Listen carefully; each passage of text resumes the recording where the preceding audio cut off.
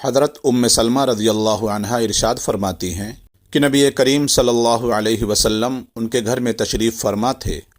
ایک بچی حضرت سلمہ کے یہاں خدمت کیا کرتی تھی۔ نبی کریم صلی اللہ علیہ وسلم نے اس بچی کو بلایا۔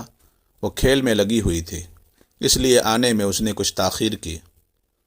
حضرت سلمہ رضی اللہ عنہا فرماتی ہیں کہ میں نے پردہ اٹھا کر دیکھا تو بچی ایک مسواک سے کھیل رہی تھی۔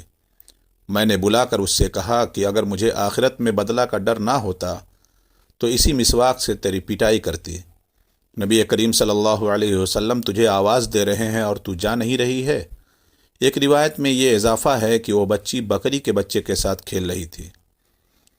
سلمہ رضی اللہ عنہا فرماتی ہیں جب میں اسے لے کر نبی کریم صلی اللہ علیہ وسلم کے پاس گئی تو میں نے کہا یا رسول اللہ، یہ قسم کھا رہی ہے کہ اس نے آپ کی آواز نہیں سنی۔ غور کیجئے، حضرت سلمہ رضی اللہ عنہا اس احساس سے بچی کو سزا نہیں دے رہی ہیں کہ کہیں میرا یہ سزا دینا آخرت میں اللہ کی ناراضگی کا سبب و ذریعہ نہ بن جائے۔ حالانکہ ایسے موقع پر معمولی سی تنبیہ کی جا سکتی ہے، لیکن صحابہ کرام جائز مواقع پر بھی تنبیہ کرتے ہوئے صرف اس بنا پر ڈرا کرتے تھے کہ کہیں اللہ کی بارگاہ میں حاضری کے وقت سوال نہ کر لیا جائے اور ہم سے جواب نہ بن پائے۔ یاد رکھیے، انسان جانور پر بھی اگر زیادتی کرے گا تو اللہ کے ہاں اس کی وہ زیادتی بھی نوٹ کی جائے گی اور آخرت میں اس انسان کو اپنے اس عمل کے سلسلے میں جواب دینا پڑے گا۔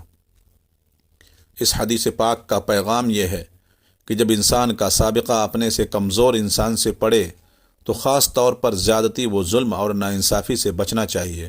اپنے برابر سے جب مقابلہ ہوتا ہے تو عام طور پر اس سے مقابلہ کرنے کی انسان ہمت نہیں کر پاتا، ڈر رہتا ہے کہ کہیں الٹا میں ہی نہ پٹ جاؤں، اس لیے وہ اپنے کو کمزور سمجھ کر کنارے ہو جاتا ہے۔ لیکن اگر اس کا مقابلہ اپنے کمزور سے ہوتا ہے تو وہ بڑا شیر بن جاتا ہے، دہاڑنے لگتا ہے، اس پر زیادتی کرنے لگتا ہے۔ اس دکھتی رگ پر نبی کریم صلی اللہ علیہ وسلم نے انگلی رکھی ہے اور فرمایا ہے کہ کمزوروں پر زیادتی کرنے سے باز رہو، کیونکہ دنیا میں تم اپنے طاقت کے بل پر زیادتی کر سکتے ہو، لیکن اللہ کے ہاں پائی پائی کا حساب دینا پڑے گا۔ ہمارا معاملہ اور برتاؤ سب کے ساتھ بہتر ہونا چاہیے، اپنے بڑوں کے ساتھ بھی اچھا برتاؤ ہو، برابر کے لوگوں کے ساتھ بھی اچھا برتاؤ ہو، ماتحتوں اور کمزور لوگوں کے ساتھ بھی برتاؤ بہت اچھا ہونا چاہیے۔